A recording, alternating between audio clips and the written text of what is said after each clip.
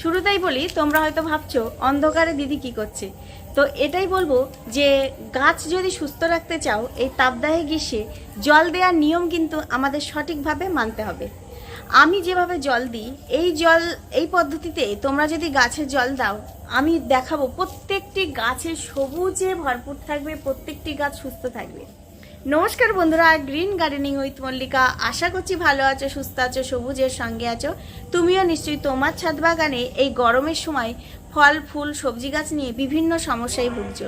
আজকে আমি শেয়ার করব সহজ দুটো তিনটে টিপস ফলো করে প্রত্যেকটি গাছকে সুস্থ রাখা যায়। চলো তাহলে। অনেক বাগানি বন্ধু আছে যে জল দেওয়ার সঠিক নিয়ম তারা জানে না, যার ফলে গাছের অনেক ক্ষতি হয়। আজকে আমি শেয়ার করব জল দেওয়ার সঠিক নিয়ম কেমন এবং গাছে কেমনভাবে জল দিলে প্রত্যেকটি গাছ সুস্থ থাকবে। জানো বন্ধুরা, এই সময়ে গাছ কিন্তু অনেক ক্লান্তিতে ভরপুর থাকে। তো এই সময়ে গাছকে যদি আমরা ফ্রেশ করতে চাই, গাছের ক্লান্তি দূর করতে চাই, সেক্ষেত্রে আমাদের গাছকে এই রাত্রিবেলা অর্থাৎ 8টা থেকে 9টার দিকে গাছ স্নান করিয়ে গাছে জল দাও। এতে কিন্তু গাছ ফ্রেশ থাকবে। তুমি সকালবেলা উঠে দেখবে প্রত্যেকটা গাছ ঝাঁ চকচকে হয়ে গেছে, প্রত্যেকটা গাছ সবুজে ভরপুর হয়ে গেছে। তো সেক্ষেত্রে যদি গাছকে সুস্থ রাখতে চাও এই তাপদাহে গ্রীষ্মে, আমি বলবো তোমরা এরকম রাত্রিবেলা জল দাও। অনেক বাগানি বন্ধু আছে বিকাল টাইমে জল দেয়। বিকাল টাইমে জল দিলে কি হয়, টবের মাটি অনেকটাই গরম থাকে, সঙ্গে সঙ্গে জল দিলে মাটি সঙ্গে সঙ্গেই টেনে নেয়। এছাড়াও ওই গরম মাটির মধ্যে জল দিলে গাছের শিকড় অনেক সময় পচে যায়। এছাড়াও গাছের শিকড়ের ওপরে এফেক্ট পড়ে, গাছ আস্তে আস্তে ঝিমিয়ে পড়ে নষ্ট হয়ে যায়। সেক্ষেত্রে আমরা এরকম গাছের টবের মাটি যখন ঠান্ডা হবে তখন যদি গাছে জল দিই, গাছ কিন্তু অসাধারণ রেজাল্ট পাবে এবং গাছ থেকে তুমি যত হারে ফুল ফল চাইছো এই গরমে গাছ কিন্তু ভালো আছে। সকাল 12টার পরে বা 12টার আগে জল দেয়, এতেও কিন্তু গাছের ক্ষতি হয়। সঠিক নিয়ম হলো রাত্রিবেলা জল দাও, বিশেষ করে গরমের সময়। অন্য সময়ের কথা আমি বলছি না, এই গরমের সময়ে 8টা থেকে 9টার পরে গাছে জল দাও। পরের দিন সকালবেলা উঠে আবারও একবার জল দাও। 8টা থেকে 9টায় যখন জল দেবে রাত্রিবেলা, তখন কিন্তু গাছ স্নান করিয়ে প্রত্যেকটা গাছে জল দেবে। এবং সকালবেলা তুমি যদি মনে করো গাছ স্নান করিয়ে জল দেব না, জাস্ট টবের মাটিতে জল দেব, তাহলে হবে। দুবার করে গাছ যদি দুবার করে স্নান করিয়ে জল দাও, তাতে কিন্তু গাছ ফ্রেশ সুন্দর থাকবে। যদি মনে করো একবার স্নান করিয়ে একবার টবের মাটিতে জল দেব, তাতেও ভালো থাকবে। চলো আমি কিভাবে জল দিই রাত্রিবেলা সেটি তোমাদের কাছে শেয়ার। শুধুমাত্র দামি দামি সার প্রয়োগ করলে গাছ সুস্থ থাকে না। সহজ টিপস ফলো করে গাছ কিন্তু অনেক সুস্থ সবুজতায় ভরপুর থাকে এবং গাছকে অনেক ভালো রাখা যায়।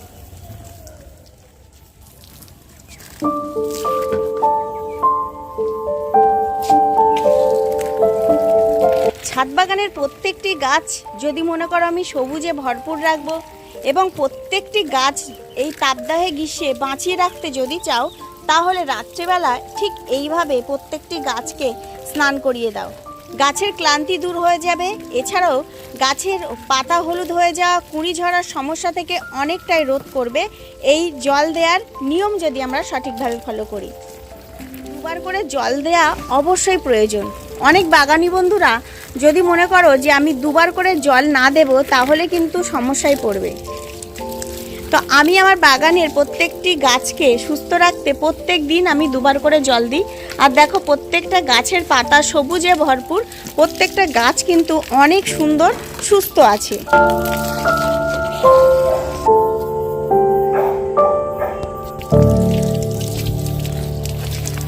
অনেক সময় আমরা কাজের মধ্যেও ব্যস্ত থাকি, সেক্ষেত্রে রাত্রিবেলাও অনেক বাগানি বন্ধুরা জল দিয়ে থাকে। তো এতে কিন্তু গাছ অনেক সুস্থ থাকবে। তুমি একটা সপ্তাহ করে দেখো, প্রত্যেকটি গাছের ফিডব্যাক কিন্তু অসাধারণ পাবে। দেখো আমার ছাদ বাগানে কোনো রকম গ্রিন নেট নেই।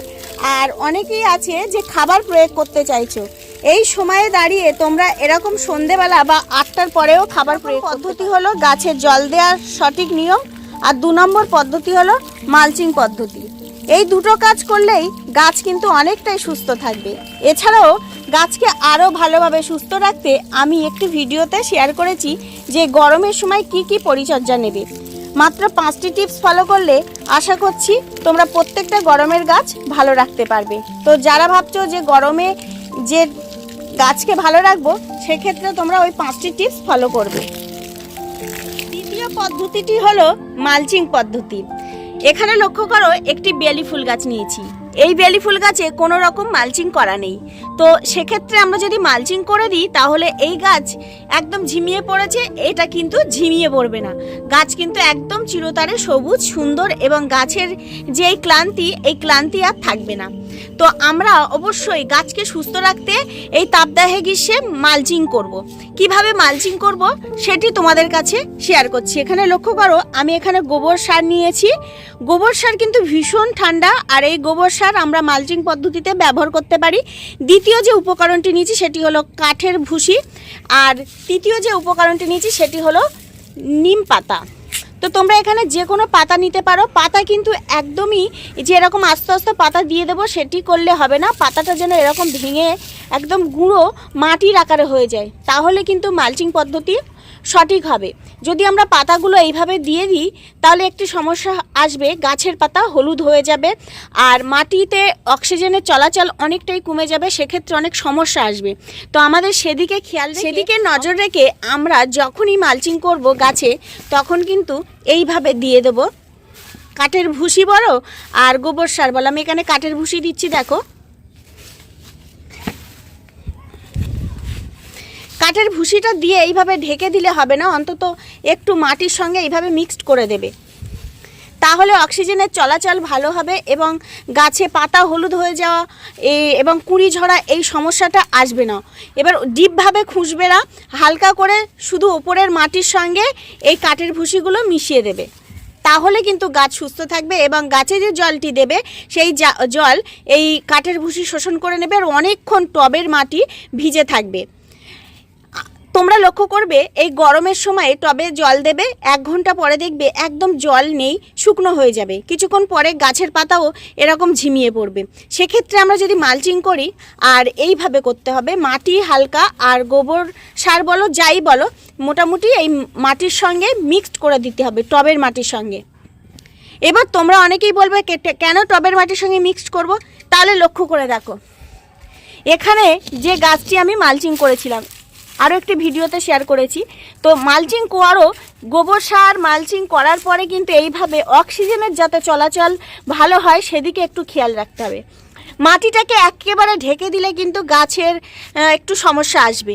সেক্ষেত্রে আমরা যদি এরকম শুকনো পাতালতা দিয়েও করি তাহলে মাটি গোবর সার এরকম যেন মাটি একটু আলগা থাকে, এবং যে জলটি দেবে সেই জল কিন্তু এই পাতালতায় সব শোষণ করে রাখবে এবং অনেকক্ষণ টবের মাটি ঠান্ডা থাকবে এবং টবে অনেকক্ষণ জল শোষণ করে রাখবে। তো সেক্ষেত্রে আমাদের একটু বুঝে এই মালচিং পদ্ধতি করতে হবে। একেবারে এইভাবে ঢেকে দেবো না, অন্তত একটু অক্সিজেনের চলাচল করে মাটি যেন একটু আলগা থাকে, তাহলে কিন্তু গাছ সুস্থ থাকবে এবং সবুজ থাকবে। তো এখানে পুরোটাই ঢেকে দেওয়াতে এই গাছটি ভীষণ সবুজ ছিল, তো দেখো পাতা হলুদ হয়ে গেছে। তো সেদিকে আমাদের একটু নজর দিতে হবে। দেখো আমি এখানে নিম পাতা নেব। এক বাগানি বন্ধু আমাকে কমেন্ট করে জানিয়েছে, দিদি নিম পাতা কি মালচিং করা যাবে? অবশ্যই করা যাবে। তো ওইভাবে শুকনো করে নেবে, নিয়ে এইভাবে টবের মাটিতে দেবে, একটু বেশি পরিমাণে দেবে। তো পাতা যদি দাও তো অনেকটা পরিমাণে পাতা লাগবে, সেক্ষেত্রে আমাদের আরও একটু সুবিধা, গোবর সার বা ভার্মি এইভাবে আমরা দিতে পারি।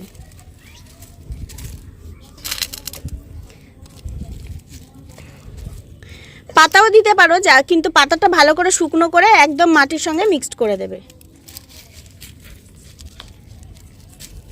এখানে গোবর সার দিলাম। গোবর সার দিলে অত মাটির সঙ্গে মিক্সড করার দরকার নেই, তবুও তোমরা একটু করে দিলে খুবই ভালো হয়। তো এখানে আমি 2 রকম 3 রকম পদ্ধতি শেয়ার করলাম। এখানে যারা পাতা দিয়ে করতে চাইছো পাতা দিয়েও করতে পারো, কিন্তু ওই একই পদ্ধতি মাটির সঙ্গে একটু ওপরের মাটির সঙ্গে একটু মিক্সড করে দেবে। আর এখানে গোবর সার দিয়ে করেছি, দেখো এখানে কাঠের ভুসি দিয়ে করেছি। আমি এখানে 2টো টবে মালচিং করেছি। আগের দিনও শেয়ার করেছিলাম যে সবজির খোসা এটা ওটা দিয়ে করতে পারো, কিন্তু ওতে কিন্তু ফাঙ্গাস লাগারও সম্ভাবনা থাকতে পারে। সব থেকে বেটার মালচিং করতে গেলে আমাদের গোবর সার, কাঠের ভুসি, এছাড়াও তোমরা কোকোপিট নিতে পারো, কোকোপিট দিয়েও খুব সুন্দর মালচিং করা যায়। তাহলে বাগানি বন্ধুরা, তোমরা যারা ভাবছো গাছের পাতা সবুজ রাখবো এবং টবের মাটি সহজে শুকনো হতে দেব না, গাছে যেন টবের মাটি অনেকক্ষণ ধরে ভিজা থাকে, সেক্ষেত্রে এই সময়ে মালচিং পদ্ধতি অবশ্যই করো, এরকম সমস্যা আর আসবে না। দেখো আমার এই বেলি গাছে থোকায় থোকায় কুঁড়ি এসছে, কিন্তু কুঁড়িগুলো ঝিমিয়ে পড়েছে। এখন যদি আমি এই মালচিং করে রাখি তাহলে কিন্তু এই সমস্যাটা আসবে না। এছাড়া এখানে কিন্তু প্রচুর রোদ্দুর পড়ে সারাদিন। আর আমি আগে একটি ভিডিওতে শেয়ার করেছিলাম যে আমার ছাদ বাগানে কোনো রকম গ্রিন নেট নেই, সেক্ষেত্রে প্রায় 8 থেকে 9 ঘন্টা রোদ্দুর পায়। তো তার জন্য কিন্তু এতটা সমস্যা। তো আমরা এই সহজ সহজ টিপসগুলো যদি ফলো করি তাহলে কিন্তু এই সমস্যাগুলো আর আসবে না। এই সমস্যা থেকে আমরা সহজেই রেহাই পাবো। প্রত্যেকটা গাছকে যদি সুস্থ রাখতে চাও তাহলে অবশ্যই মালচিং করে দেবে। তো চলো আমি আরও একটি গাছ তোমাদের কাছে শেয়ার করি। এখানে দেখো লেবু গাছে করে দেবো।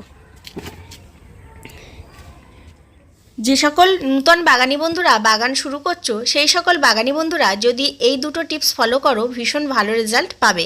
এছাড়াও অনেক বাগানি বন্ধুদের এই টিপসগুলো জানা না থাকলে ভিডিওটি তোমরা যদি শুরু থেকে শেষ পর্যন্ত ধৈর্য সহকারে দেখো তাহলে বুঝতে পারবে এবং সহজেই মালচিং পদ্ধতি, জল দেওয়ার সঠিক নিয়মগুলো জেনে নিলেই তোমার ছাদ বাগানের প্রত্যেকটি গাছ সুস্থ সবুজে ভরপুর থাকবে। কারণ আমার ছাদ বাগানের প্রত্যেকটি সবজি গাছ থেকে শুরু করে ফল গাছ এবং ফুল গাছ সবই সুস্থ আছে।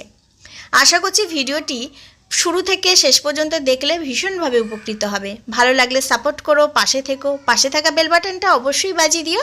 আর এরকম ধরনের ভিডিও নিয়ে প্রতিনিয়ত আমি আসতেই থাকবো। টাটা।